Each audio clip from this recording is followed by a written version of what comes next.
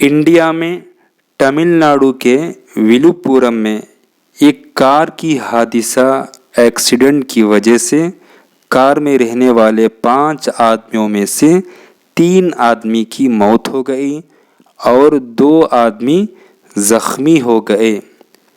पाकिस्तान के कोटरी स्टेशन के करीब माल ले जाने वाली ट्रेन के इंजन पटरी से नीचे उतर गया, लेकिन किसी का भी जानी नुकसान नहीं हुआ, मौत नहीं हुई।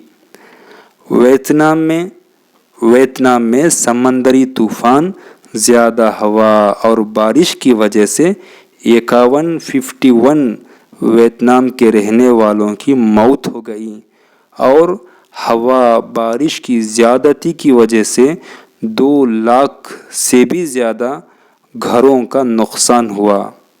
यमन में इसराइल के ख़िलाफ़ में बहुत बड़े प्रोटेस्ट हुए। दोस्तों, अगर आपको मेरे इस न्यूज़ बोलने का अंदाज़ पसंद आया हो तो वीडियो को लाइक करके हमारे इस आसान न्यूज़ चैनल को सब्सक्राइब करके जुड़ सकते हैं।